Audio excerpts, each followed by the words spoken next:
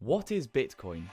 Well, before answering this question, first we have to start from what is money. So, what is money?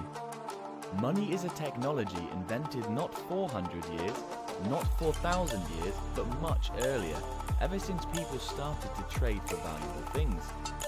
It is a language that people use to communicate values. The early forms of money, such as a goat or a basket of bananas, were too limited to location and time. Also, the trading was inconvenient. Then, there were rocks and shells exchanged for goods, but they were not divisible and durable.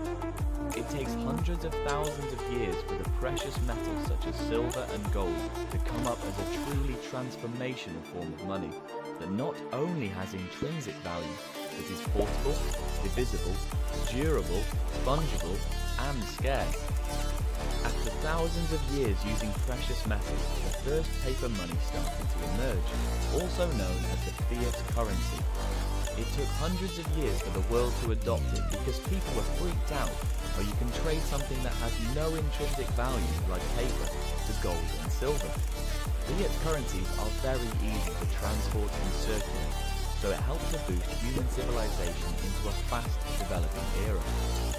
However, it has a fatal characteristic. Unlike the physically limited precious metal, it can easily be printed by the government and therefore causing inflation. Then the price goes up and wealth flows from the people to the government. Not only that, the centralized banking system has absolute control of people's money and they can do whatever they want. Someday you may not be able to withdraw money from the bank because you don't have the control.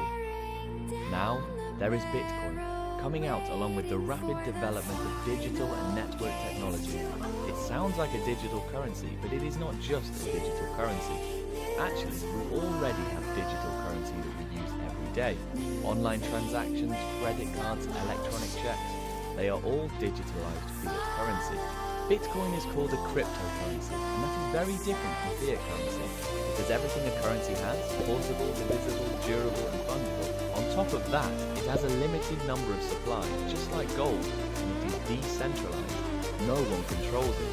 The total number of bitcoins is limited to 21 million, and the transactions do not rely on a bank or a platform. It is protocol-based, and can be done between any computers and mobile devices. The people who own Bitcoin have absolute control over it. No one can steal your Bitcoin and personal information. It is also very fast and a truly international currency with very little transaction fees. The application that can be built on top of Bitcoin is unlimited. For example, crowdfunding amazing international projects, decentralized marketplace, peer-to-peer lending, smart contracts, and many more that haven't